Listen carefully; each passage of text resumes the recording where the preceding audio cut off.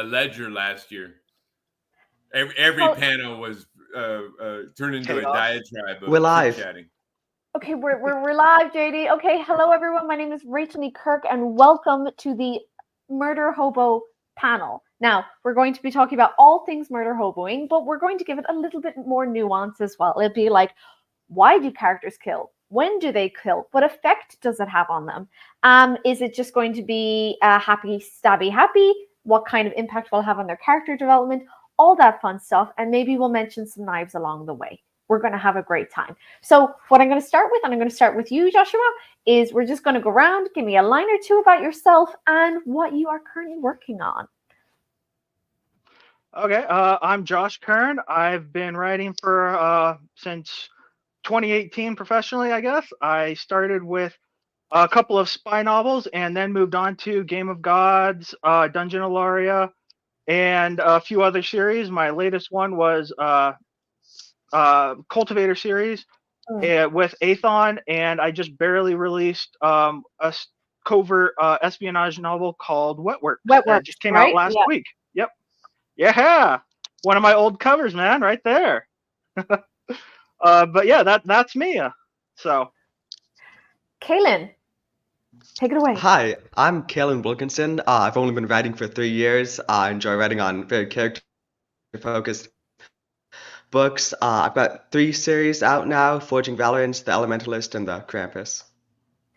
I love that you say only 3 years. Dude, I've been at it 2 years, and I'm just finishing my first series. So, don't sell yourself short, man. Don't sell yourself short. But it's finished. Okay, rub it in. Okay, whatever. No, I'm teasing.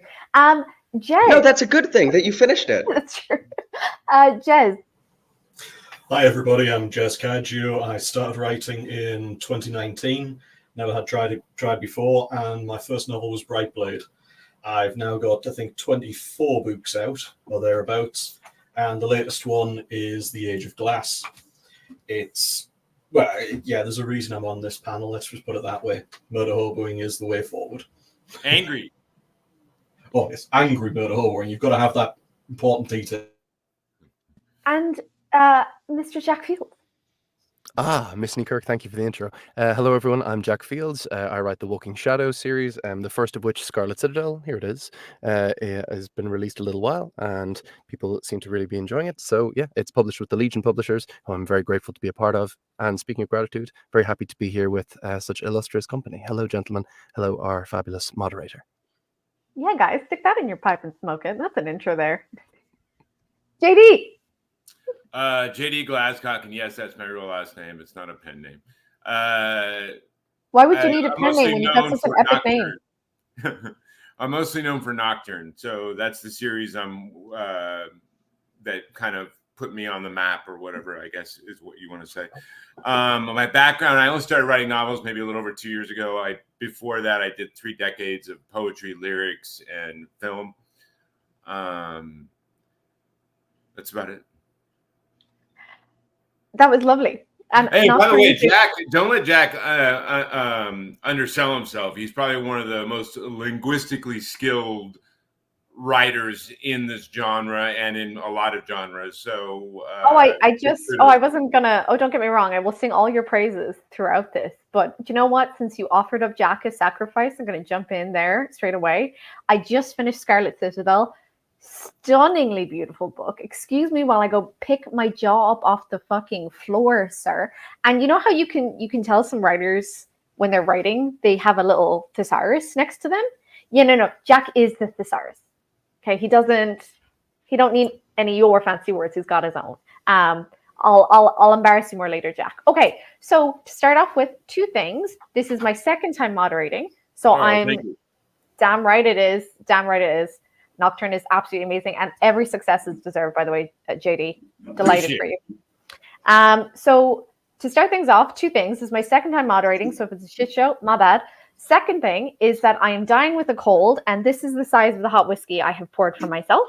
So maybe it'll make the panel better, maybe worse. Yeah, I think you're doing amazing. I think you're layering it out, outlining it, the way you've organized it and done all those things. I can definitely see you and Jack both with that gaming BG3 like organizational like need in everything you do. We try to layer it and everything. Thank you for noticing, JD. Thank you for noticing. Lots of notes involved. Very so- Although I don't know so- what happened to Brian. How did Brian Yeah. slip through, man? No, none of us know what happens to Brian. Okay, so to kick us off, right? The first thing is, what is murder hoboing? Okay, what is murder hoboing? And perhaps more pressingly, why are we so obsessed with it? Now I'm going to drop, because I started with you last time, Josh. I'm going to run the other way. So JD, do you want to take it away? To me, the exact definition is killing things indiscriminately with no real reason.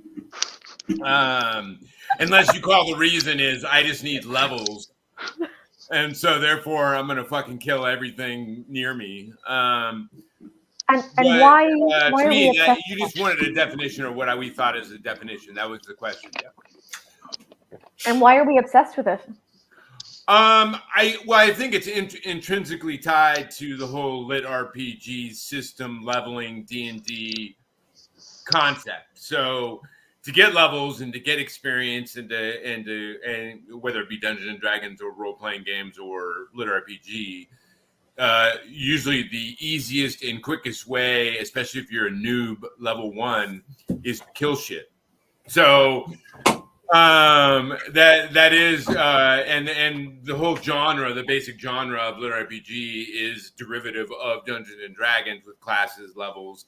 That's a broad paintbrush. There's exceptions to that, but that is what it is. So therefore, the grind, as they just said, killing shit is the quickest way to do that. And so, and some authors and writers take that to the extreme of like, come out of the gate. And especially it's easier when it's like VR or stuff like that, because then there's like, in their own minds, oh, these are NPCs, so they, I can just slaughter them or whatever.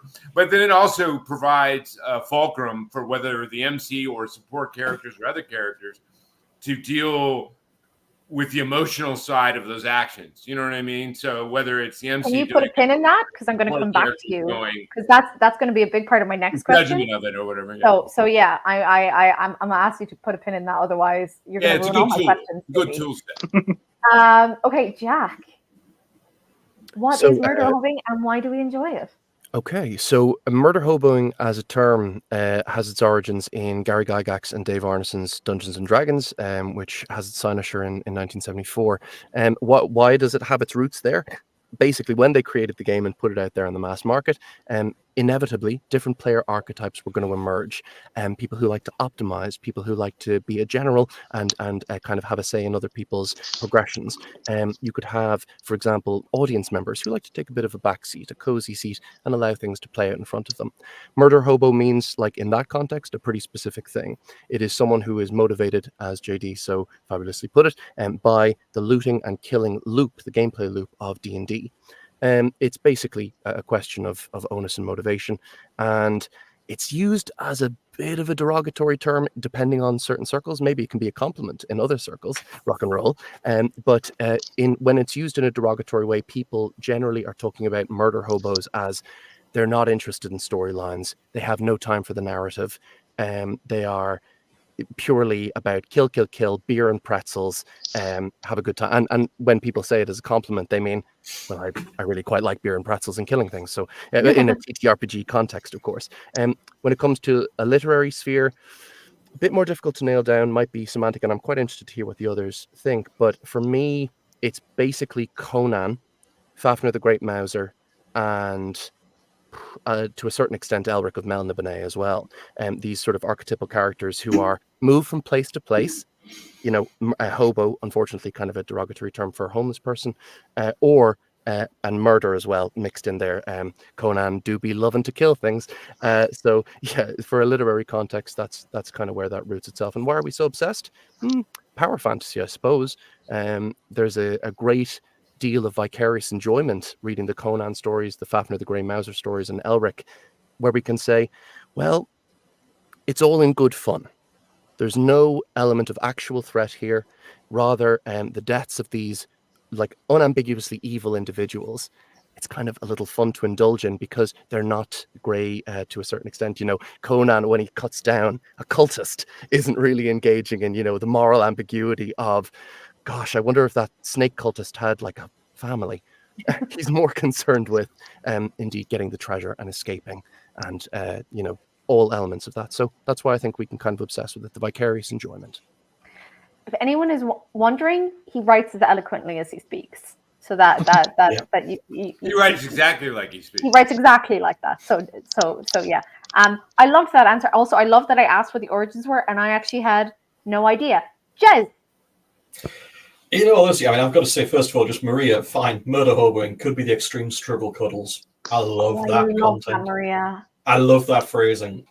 It's now for the rest of us and calling it struggle cuddles. Thank you, Maria. That works. So, what are struggle cuddles to you, Jez? Why do we love it? Well, it's enough about my sex life, really. But basically, no, I'm telling Chrissy. That's like some heavy TMI, man. And that's why he has 5 kids. we know of. No, in all honesty, all of my characters tend to the murder hobo situation because they're very much. There is definitely the moral ambiguity side of it, where you know that X character is, you know, it's black and white. There is very little grey when you first start out in these things, and you have very clear bad guys, good guys. Mm. I like to bring in so everybody's grey. So you've got everybody over here has done something really dodgy. These have done something really good. And then further on in the story, flipping it around so that people don't see what's coming. So that's a little hint for Underverse there. Murder hoboing, honestly, I think it's just great to be able to beat the living crap out of somebody every so often. And in fiction, in fiction, right? Yeah, in fiction as well. Yeah. Totally. We'll get him talking about his old days doing the tech IT stuff, man. Yeah, that's the other side of it. Working in IT, working with users. I had every single day, all day, a desire to beat people to death. So I believe that is where a lot of it comes from. Yeah, you really have to dig deep. You really have to dig deep, man. Yeah. Yeah. I love these answers are getting increasingly disturbing. I love it. Kaylin. So for the whole premise of a murder hobo, you have to have a character going around killing pretty much indiscriminately, which kind of means, as kind of Jack touched upon, there's no connection between the character and who he's killing. So it could just be monsters or just people. But with that disconnect, you kind of lose the emotional side of, he obviously doesn't care. There's no moral struggle because he's just doing whatever.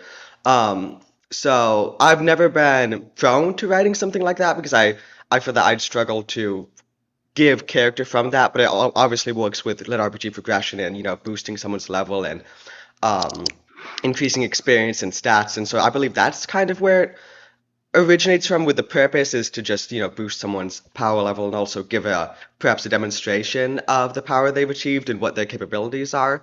Obsession with it, I'd kind of obvious power fantasy. People love to see someone powerful doing powerful stuff, and sometimes don't necessarily care if there's like character interaction involved, or if they just want to see, just wipe the floor with them, and that's, you know, that's something.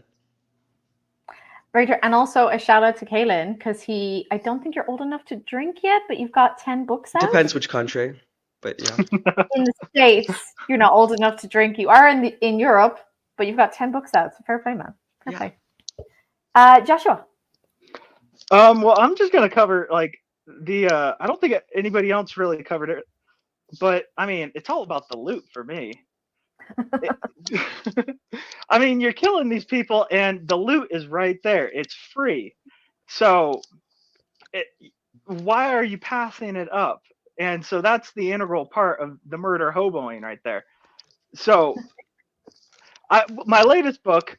It's not even lit RPG. It's a thriller. The guy is killing all these people, and then he's picking up their wallets, all of their guns, their ammo, and he's stuffing it in his bag to sell later. And it's how he's then paying for all his upgrades later on. I mean, that's the integral part of murder hoboing for me, is the how you're paying for all your crap later on. I mean, that's where you're getting the beer and the pretzels. It's how you're paying for it, for your party to party later on.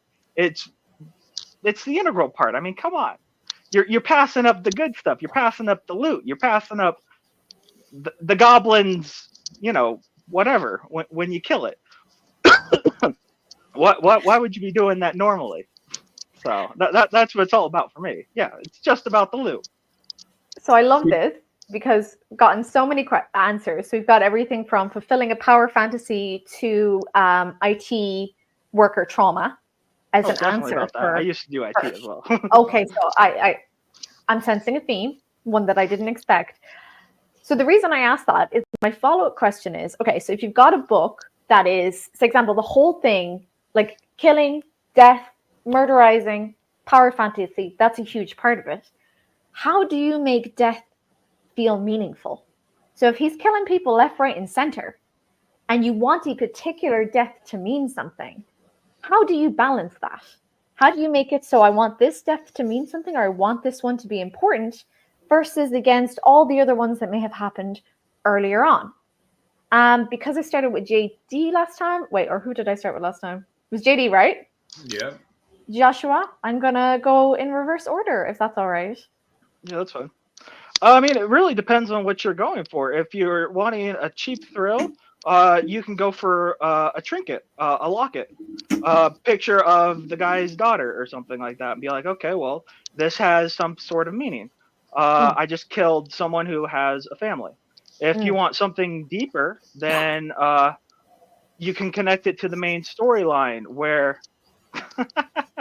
yeah, all the crayons. But you can connect it to the main storyline where you go back to, say, the mead hall later on, and the guy with the locket, you find his daughter or something like that, and she's searching for her father that you whacked or something like that. And I don't know, then you pass on the locket. I mean, there's a lot of different ways where you can bring more substance to the death. But, I mean, most of the time, they're loot. I mean, that's all they really are half the time. They're walking ATM machines. They're loot bags. They're nothing more. That's a way to look at life. I'm seeing a theme here. I was about to say, Judy, I'm also seeing a theme here. Caleb. I mean, at least with Joshua, he's got a focus.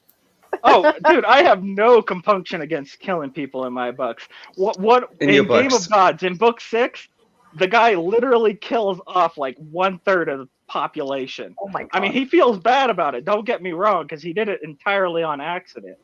But at least he feels bad about it, you know. But he didn't leave the loot afterwards. Oh no, he still picked it up. It happened automatically. Kaylin, what's your take? For death to be meaningful, you'd obviously want to have a lot of detail involved. I'd say like the more meaningful you want it to be, the more details you could put into and kind of slow down the fight, especially near the end and conclusion. And you'd want to have kind of, or when I write, I kind of have 3 stages of emotions through combat, like the beginning of entering it, and then how the character feels like mid-fight, and then how they feel at the end. And you kind of want to have a comparable like point A, B, and C towards how they feel going into the fight, then with what happens and how it concludes, how that affects them moving forward. So it's really, the more meaningful you want it to be is the more emotion and detail that you'd put into the death, kind of like in any aspect of writing a book. I'm muted. I think you're muted. I said, yeah. I was saying that was beautifully said. Well done. Jez.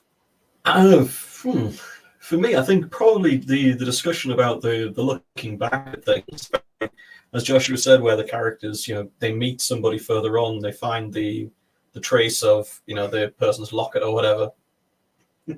For me, though, it's definitely going to be down to the understandable steps. So where getting from A to B is all, and the camera plays silly buttons. Everyone be offended. He just called you a loser. Sorry. Totally. Carry on. Where it's all logical steps. For anybody that has seen the, who is it? Michael Caine? No. The film Falling Down. If you haven't seen that film, you need to watch it.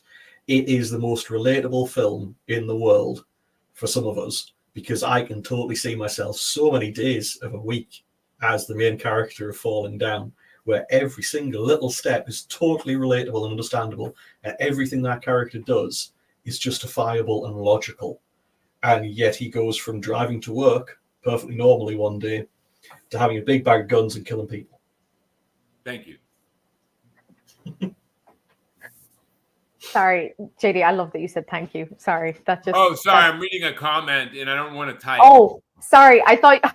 Oh, Sorry, I took it the other way, and that's better. Yeah, Well, I thought you were Excellent. answering. I thought you were answering Jez's thing about God the bless. big bag of guns and killing people, and you were just like, "Thank you." Sorry. Thank you. Yeah. No, I do thank Jez all the time for killing people.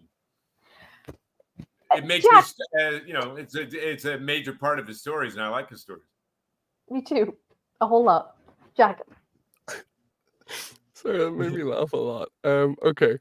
Yes. Generally, it's a question of perspective. So, okay, how do you make death meaningful? In terms of so main character in Scarlet Citadel, Hughes, is not someone who is used to fighting or to combat. He is through his own motivations thrust into a really, really deadly situation. And at first, I made a conscious choice not to have him deal in needing to kill, but rather being confronted by the act of it. So a monster. A tiny spoiler for Scarlet Citadel. There is a really, really intense fight scene with a monster in which someone who Hughes, our main character, is known for a very brief period of time, but who is horribly killed in the course of things. And he's confronted by that, and he's confronted very, very deeply. On the other hand, we have the antagonists of the novel, Miss Gleam and Mr. Glint, who are the most gleeful savages. They delight in torment and brutality. They have subcutaneous injections that makes them sort of sparkle, and in that sort of rather twinkling twee delivery, they are the most awful packages possible, delivered to the doors of those who are ultimately prophesized for doom, whether it be for professional reasons or for the simple reason that Miss Gleam and Mr. Glint think it would be fun. And maybe they want to taste you because you look like you tasted raspberry sorbet. They are terrifying in that context. But when it comes to the actual moment of death and killing, yeah, I mean, it has to be about perspective, and it has to be. Hughes is like the anti-Murderhobo. Oh, thank you, Jay. Yes, well observed. And yeah, so okay, let's use a pretty easy example then for how to make death meaningful. The Germans are the bad guys in World War One. Everybody knows that. Have you guys seen All Quiet on the Western Front, the most recent film? I thought you were going to say, "Have you guys seen World War One?" And I was about to be like, "Wait, isn't that a remake of an old film?" That's exactly right, JD. And also, I think I saw the original, not the one you're. They based World War One on the movie. Anyway, so the thing is that they based yes, All Quiet on the Western Front, my friends, is a World War One film. And it's from the point of view of a really young German guy. Okay, so he's definitely fighting for the bad guys in this context. But boy, oh boy, is he easy to relate to when he joins up with his young friends right at the cusp of when the war is about to end. And when we think he's going to make it through, he's going to be all right. You kind of want him to be all right, even though he's fighting for the bad guys, even though he's fighting for unambiguously the bad guys. So it's all perspective, and it's all how these things, how empathy is threaded through the perspective that you offer. My 2 cents. I really like that as a perspective, because it really toys, I think, the thing about I'll joke around and call it murder hoboing / struggle cuddles, but it really addresses, I think, a very violent side of human nature. And it's something, you see it in like Attack on Titan, I think, has done it amazingly, in which you have these bad guys for 3 seasons, and then you see it from their perspective, and you're just left going, holy shit. And it's an amazing way to turn violence into an empathetic moment. JD, death, how do you make it meaningful when it's such a prevalent part? I don't know, because some people that do Murder Hobo, it's not meaningful. So you see it a lot on Royal Road, and you see some of the more popular series, even ones I like reading that are easy to read and get through. And another author, I forget who, they call it action porn. And it's literally almost, and Jack, I think, alluded to it earlier, there's almost actually no story development, no in-depth characters, no nothing. It's just literally from page 1 all the way through to page 300, them murdering and power leveling all the way through. Every scene's fights. They're fun to read, but do I walk away with any kind of epiphanies or a heavy like love for the story? More like a palate cleanser for me after just reading like a really heavy book. You know what I mean? But you see a lot of it on Murderhobo because they are popular, especially when they're in that serialized form where people are just reading a chapter at a time or whatever.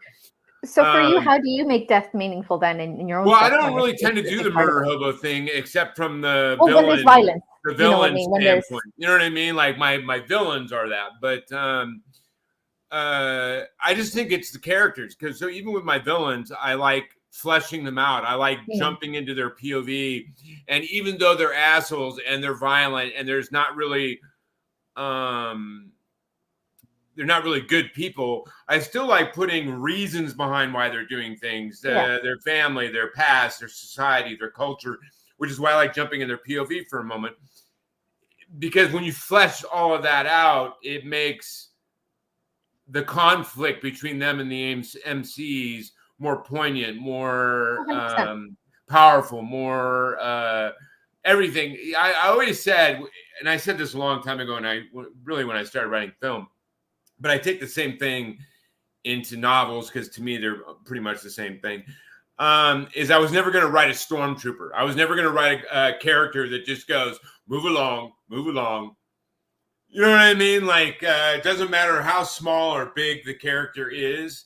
I'm going to make them poignant. I'm going to make them feel real. I'm going to make them have a reason, even if they're only in one scene. You know what I mean? What I like about that answer is Mystic Neptune. I was just in the character panel, and Mystic Neptune, who writes cozy fantasy, cozy rom-coms, very different to what you do, JD. She does exactly the same thing. Even when a character is a guard in passing, she'll have a whole story for them. Are they worried about their mom? Is like something going on at home? There's a whole moment in there. So I love the fact I think it's as Jack alluded to earlier, man.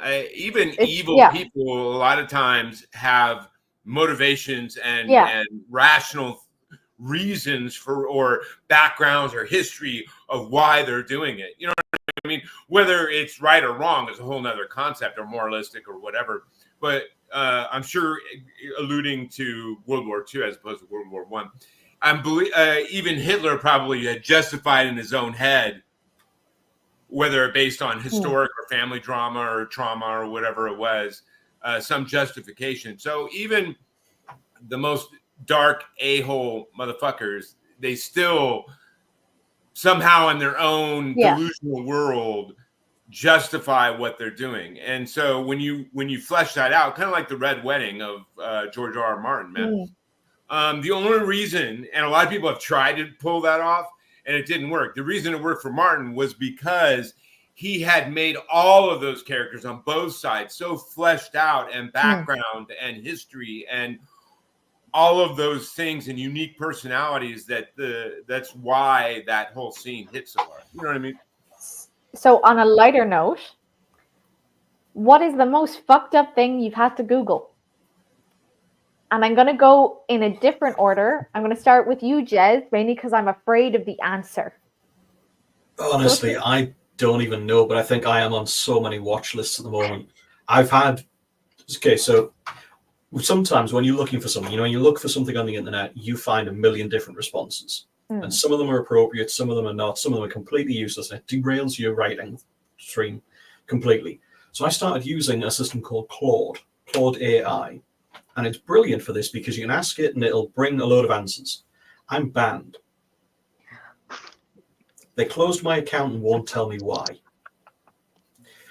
Now, when you've heard about all these things where they say, oh, well, you can find out how to make napalm by just saying it's for a novel. That is true. You can. And for anybody that remembers the original cookbook that used to do the rounds, you can also find it in there. But it's a case of I asked it questions and it gave me answers quite happily because it knew I was writing a novel and I'm not a psychopath.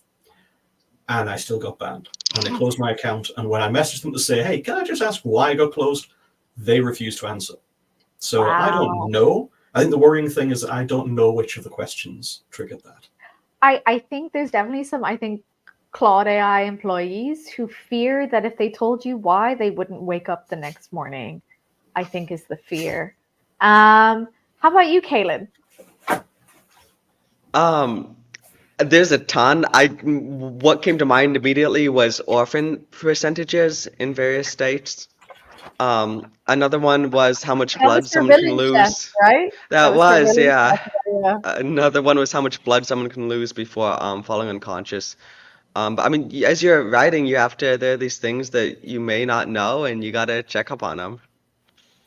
What I love about that is I saw a TikTok by Seth Ring who mentioned that he'd spent the morning trying to figure out which was better for making weapons in a pinch, human bone or animal bone. And it had brought up some disturbing results. How about you, Joshua?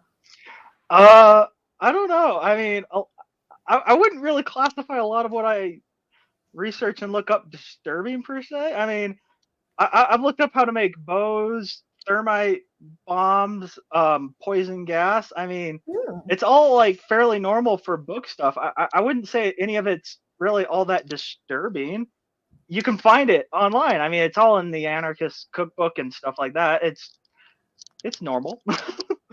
I've gone down deep rabbit holes before, and that has led to some disturbing stuff. But none of this was really all that disturbing. Just the rabbit holes it's gone down. I have to ask. Give me one disturbing fact. What was one of the disturbing things you found? How? Okay, so the bombs was for my book, my thriller book, the one I just put out. And that led to the percentage of how many people are left alive in Turkey after each bombing, which then led to percentage rates of each ratio of how do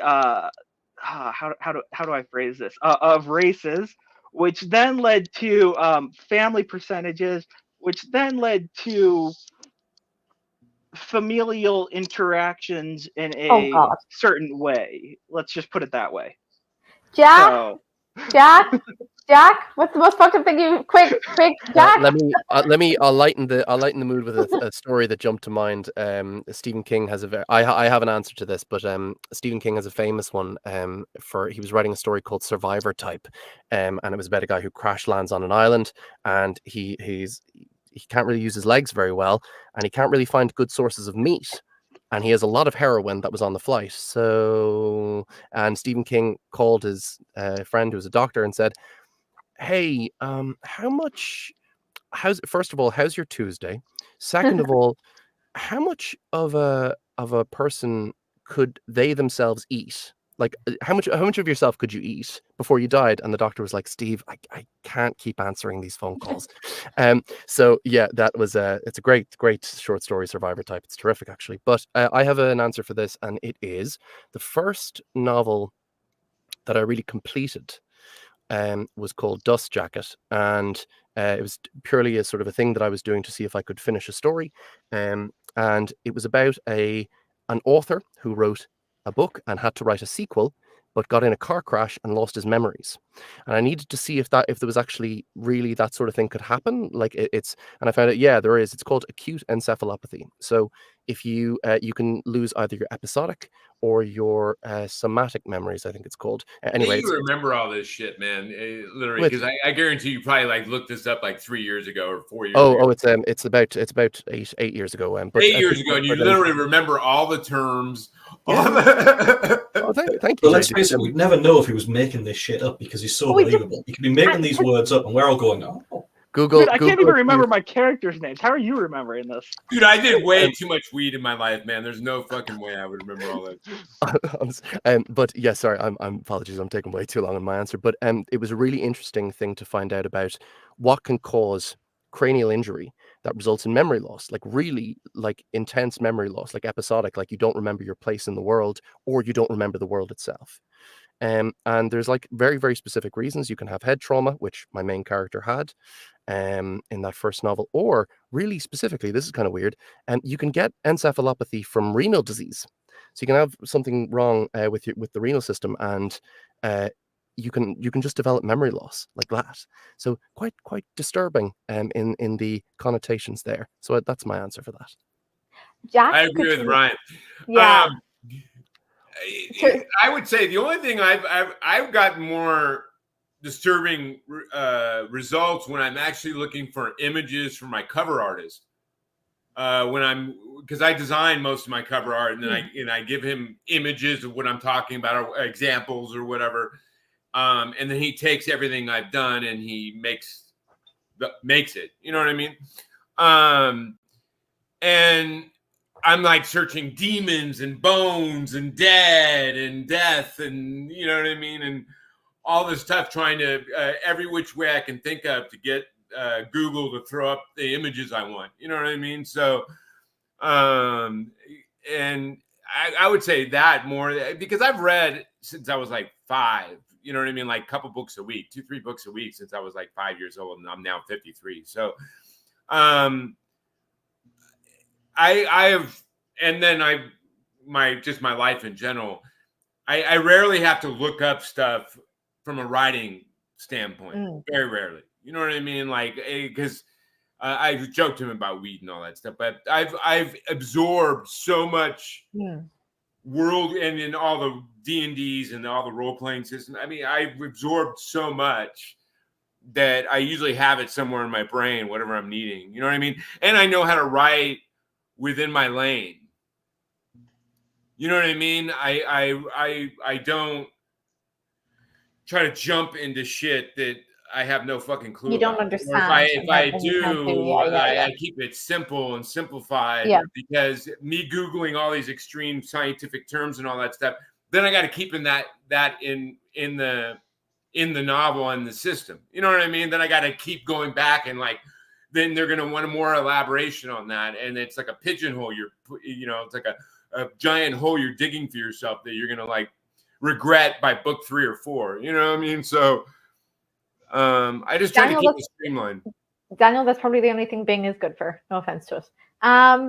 So, talking about like the power fantasy element of kind of killing in books and kind of the thrall of it, I think what doesn't get mentioned a lot is, killing is not acceptable in everyday society. It's kind of frowned upon a little bit, Jez. Okay, we don't need to know about what's hidden in your backyard. Okay, so it's a little bit frowned upon, right?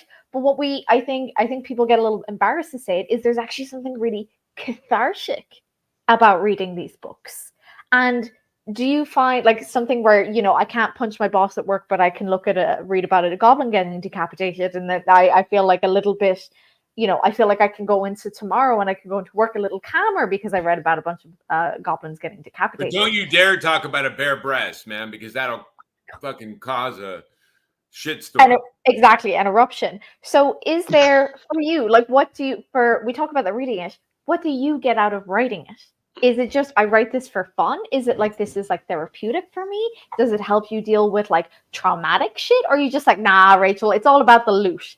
Is there like, what do you as an author get out of writing this? I'm going to go in a random order this time, and I'm going to start with, I'll start with JD because I went the other way last time. And then I'm going to jump to you. That's not random, man. I'm going to jump to Kaylin then. I'm kidding. I don't know. I'm a lot like Jez in this realm, okay? Because I've read pretty much every book of Jez's except the one I'm currently reading. But to me, and I was the same way in film, I was the same way when I wrote songs, when I did poetry, whatever it was, is reality doesn't have a filter. And so, and reality is harsh, and life is harsh.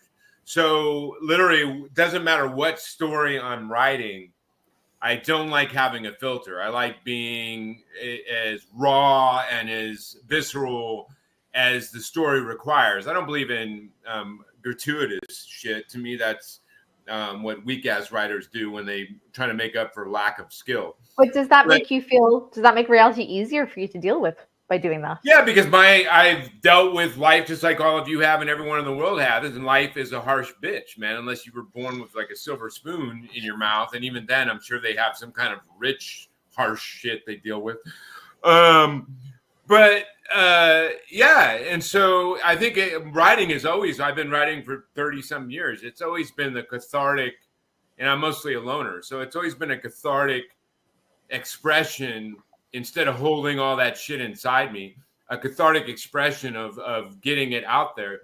And we don't live in a lollipop fucking jungle. You know what I mean? Like it's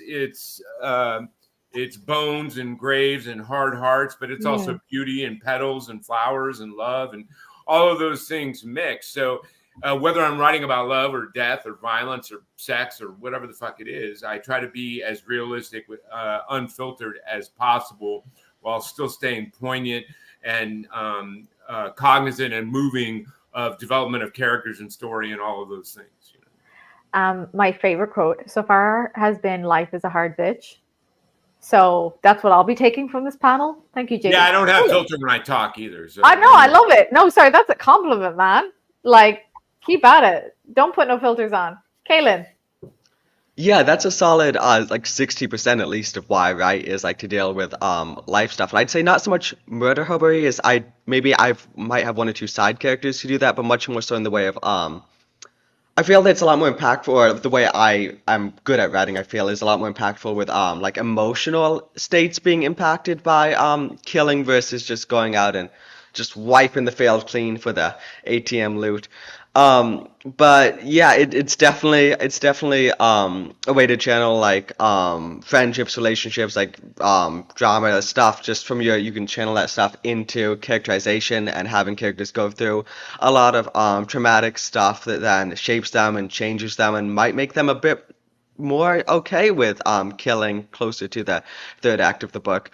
But yeah, it's a huge part of writing for me, and I find that a lot of the stories I gravitate towards as well, several of which are on this panel, do I feel represent that pretty well as well.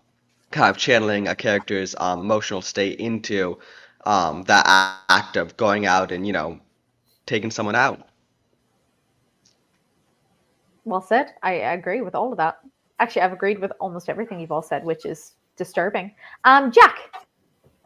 It could be the hot whiskey. Also, it's going down smooth. Yeah, I think that there's two reasons why a writer might be inclined to include that sort of thing. One is just simple pace and a question of format and a question of structure.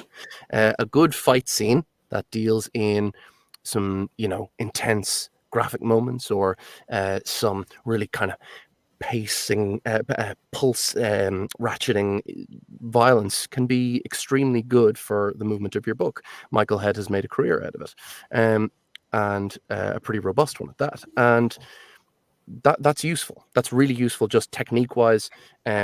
Violence can be a useful bridge for. Sorry, Jack. I didn't mean to laugh. I laughed because Daniel Lawson said bad people have families, and Josh, I nodded, and Josh went, no. Sorry, Okay, that's why I laughed. I want to reiterate, Michael Head is awesome. Michael Head is also awesome. Sorry for cutting you off, Jack. Please continue. No, you're so fine. Don't you worry. And yes, I suppose the second reason, as the gentlemen have so eloquently put it, is indeed for catharsis. I don't think I was the only one who, at the end of Once Upon a Time in Hollywood, when I was sure that the Manson family was going to kill Sharon Tate, as happened in real life, and in fact, Brad Pitt's character Cliff Booth happens to them instead, happens to the Manson family murderers. I was uproariously laughing. It's an incredibly rewarding. Yeah, and he's scene. all like tripping on fucking acid or whatever. It's an intensely funny scene. It's supposed to be cathartic. It's supposed to give you a rush, and that's how Tarantino deals in it. There's that famous quote where he was confronted about his violence in his movies, and he goes, "Because it's so damn fun. That's why I do it." And I think that he's being maybe a little reductive with that, but I think he's probably right about it too. For my own characters and for my own reasons for doing things, it falls into both those categories. Mr. Glint and Miss Gleam are, as I said, Terrifying. kind of avatar. Well, thank you, Rachel. But they're freaky and they're terrifying, perhaps because of that. attitude they have to violence. And so the moments where they occur in the narrative, their moments of perspective, are strategically placed. The audience says, let's check in with these mad people now. That sounds good to me. So kind of useful for catharsis, but also for structure. Joshua.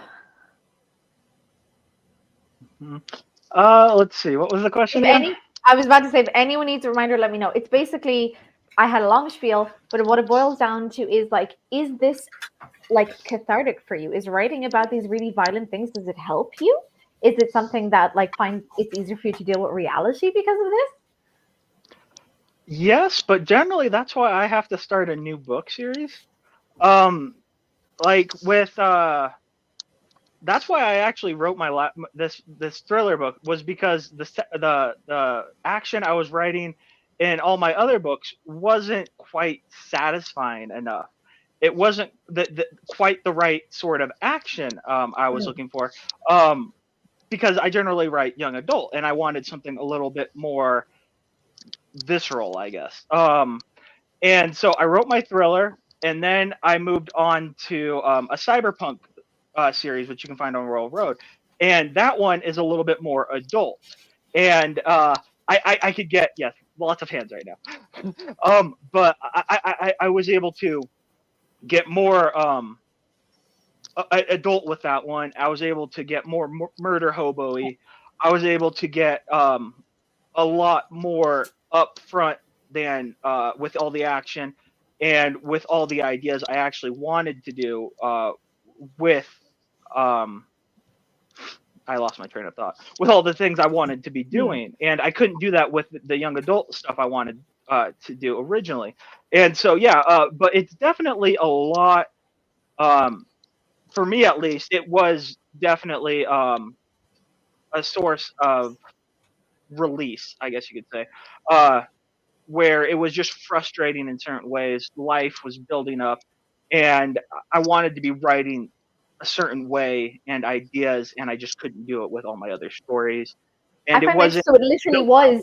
It was like an itch, like you needed. Oh yeah, for sure. I would read these stories and I would watch these movies, and I'd grow frustrated in life because I was like, this is what I want to be writing. Yeah. Or just other things in life where it's just like, I don't necessarily want to hurt someone in real life. Not usually, anyways. I mean, I work for myself. I'm no longer in IT. Yeah, I was waiting for Ben to respond to that. Yeah, when I was in IT, oh my gosh, yeah. That was like set up on a fucking key for him, man. But since I'm by myself most of the time, that urge has mostly gone away.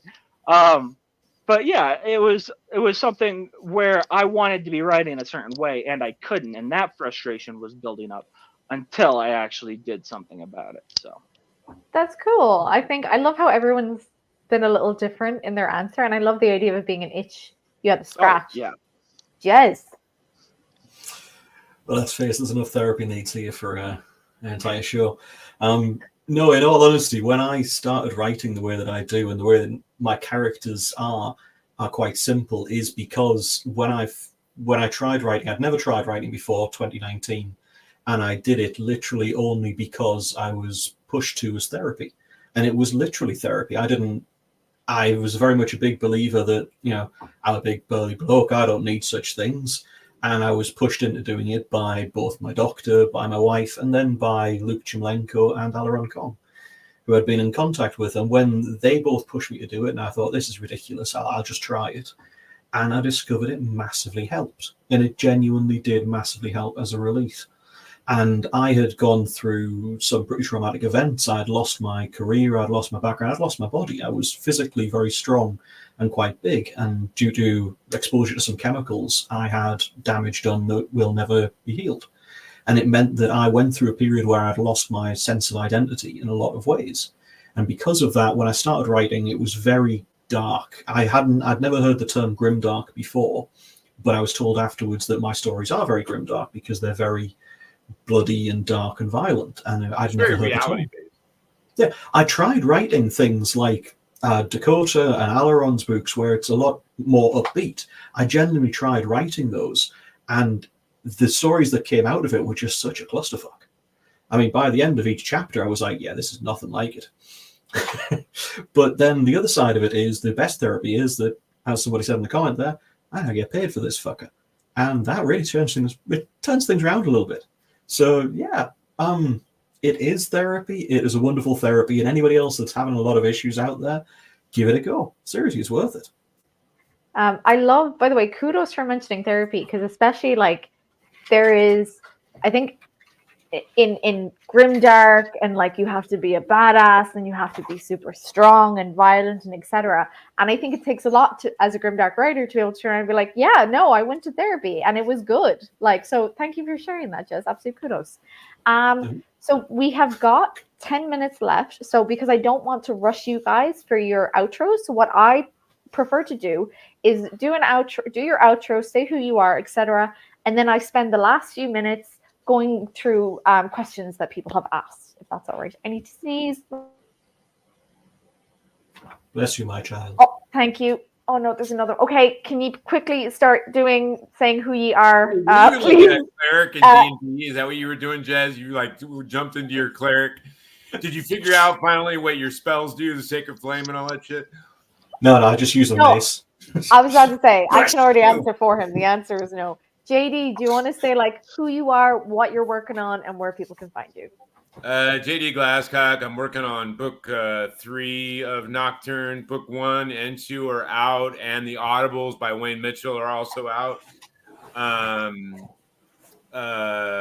Book 3, I think, is due in January, but it should be out probably middle to end of December. I'm always very cautious when I put the deadline or the pre-order up. I usually every time get done about 2 or 3 weeks earlier.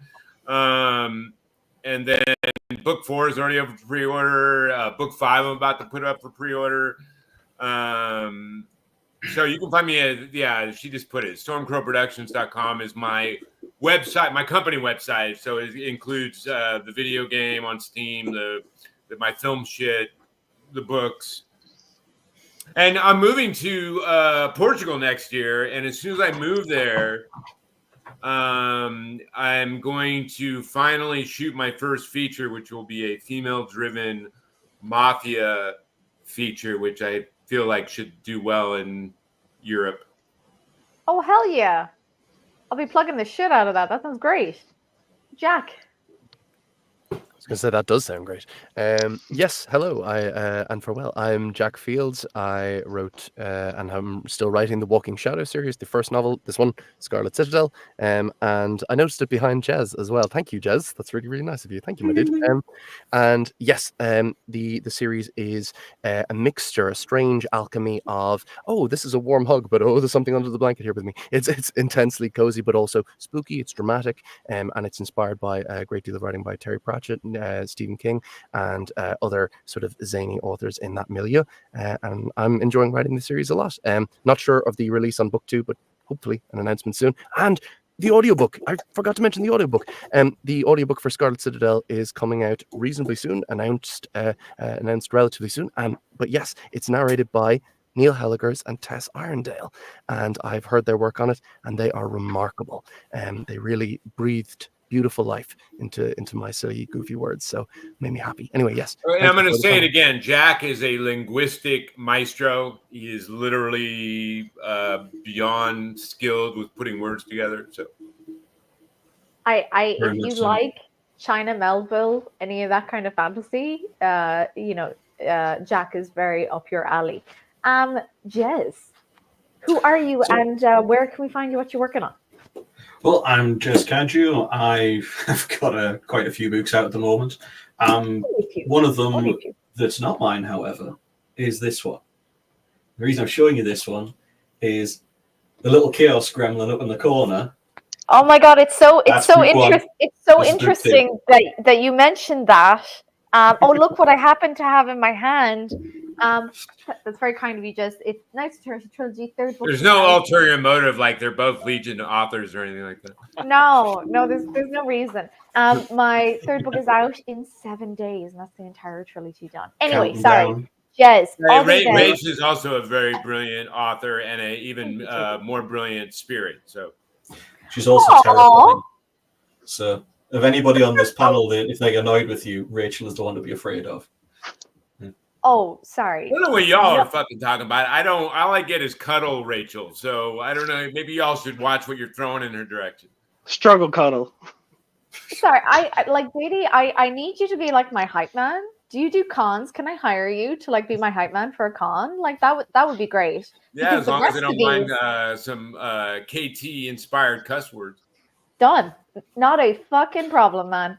Is it Kaylin, wrong? Because anybody there that's met Rachel, just quickly to say, you will notice that when you actually see her, in fact, she comes up to about here. okay. So she does need a Yeah, height it is kind of shocking. because otherwise she gets lost. So possibly one of those, the little flags with the little that you use on a golf course. Just put one of those in her head. You won't need it because I was This is taking why your you guys fucking are knees. afraid of her, because you throw shit like that in her direction. Yeah, exactly, right? And when you're all missing knees, suddenly I'll be the fucking tall one, won't I? Jez, did you even say what you wrote? I can't remember. Never. Do you He know what? didn't know. Never mind. You don't get to say it. She Kaylin. didn't even put his link up. But Anyway, I'm everyone, if you like world building, which I know you might, it's different with RPG and stuff. I that's one of my flaws. I do a lot of world building. This series, Forging Valorant, you got 1 and 2 and 3. So, I wrote those. Christmas is coming up, and I love like the idea of the Krampus, so I wrote this Krampus Christmas. It's like a horror story. It's straight like lit RPG horror. My first attempt at horror. So that's a thing. And then I've got my Elementalist series, book 1, 2, 3, and 4, and then also this book, which is books, so I have them. where the orphanage thing came from. So if you want to know why I searched up the orphanage, then there's the villain chef. I'm also working on the first book of a new series called Blood Emperor Book 1 Purity. The first 10 chapters on Royal Road, and I'm up to like, I think 18 on Patreon. I'm going to post a ton more tonight, but that's where the blood search question came from. It's been a lot of fun to write, and I'm looking forward to continuing that story. I also have a takeover in like 15 minutes. Yeah, I'd like to remind everyone this man isn't 21 yet. Yeah, not officially. And I've told you that multiple times, but like literally at your age, I was in a band getting hammered and drunk underage. You know what I mean? You're literally like being productive and getting a bunch of shit done. I love how JD is everyone's hype man. This is why you're so loved, man. Okay, because you're just nice to everyone, even when we don't deserve it. I know, but I'm just because why? It's free and easy. That's my Tinder profile. Sorry, Josh, go for it. Oh, man. Free and easy. No, because I was looking at Jay Bears' comment at the same time. I was like, it's right there. Sorry, Josh, go. Okay, I'm Josh. I have over 20 books out on Amazon. I have 2 series going on Royal Road, so that adds a few more right there. I concentrate a lot on my character development, so if that's what you're into, definitely check out my stuff. Don't really remember what everybody else was discussing, but yeah, that's me. I just barely put a book out last week. What works, right? Yeah, What Works? It's a thriller, covert espionage. The kid was a child soldier. Is it lit RPG? Nah, this one's just straight up thriller. If you like John Wick, it's definitely in the same vein as that one. Did a ton of research on it. I knew you wrote a lot, but holy shit. Also, this is why I've decided to like give more time to the intros. That took 8 minutes. So what we're going to do is we've got like a minute and a half. We're going to run through 2 of the questions, 1 to 2 lines each. I believe in all of us. Okay. From Rachel C. Do y'all think the murder hobo has to have a lack of empathy in order to murder hobo? Let's start with you, Josh. It depends. A lot of my characters are autistic, so they don't generally connect with people. So for me, yeah, they don't generally have empathy for the average person. If they're family, yes. If they don't have a connection with the person, no empathy. Kaylin. That's a really cool twist. An autistic murder hobo. I hadn't heard of that. Very cool. Yeah. Kaylin. Definitely. If he's killing a ton of people, I personally know I'm not talented enough to do any kind of work to make him a empathetical character. I'm sure there's people talented enough who could do that, but from my perspective, I haven't seen it done or have the capability to do it. So no empathy involved. Jez. 0 empathy. As far as I'm concerned, they're all bastards. I hate everybody. I like animals. I don't really like people, so I find it much easier to write that kind of character. I feel like at this rate, we might get the first dog author might be at Legion, and I would be actually so excited for that. Too right. Would that be fucking class? Anyway, sorry. Bark, bark, bark, wolf. 5 stars. Read the cat book. It's all just meow in it. With a butt. Yeah. Random cat butt in the middle of it. Fuck. I think that Joshua's kind of stipulation for it is really interesting. The idea of neurodivergence and the complications with empathy there, that's really interesting. But I think that generally, when it's the case with neurotypical, no, based on the definition that I've heard before, that no, there can't really be empathy there. JD. Yeah, I mean, I create with the jumps in POV. I try to create a little bit of empathy with the reader, but as far as the MC goes, if he's decided to kill something or someone, then there's zero empathy because there's reason that he decided to do it. So That is really interesting. I didn't think I would get such a unified one all across the board, but that's kind of a perfect one to end on. Although I'm going to start being inspired by Jez, I'm going to start putting a lot more anger in my Murderhobo. May as well just spice it up a little bit. That's been our Murderhobo panel. Thank you so much, absolutely everyone, for joining. Thank you to my hot whiskey for getting me through. And I think that's empty. I think I How saw much an is empty left? glass come up. I haven't seen you sip any. Oh, wow. I wasn't paying attention. My bad. Mama didn't raise no bitch. Anyway, let us wave goodbye. This has been lovely. I really hope Geneva is here to. Yeah, we're just gonna royal wave. I got my takeover in 15, 14 minutes, I think. I'll hop on Bye. to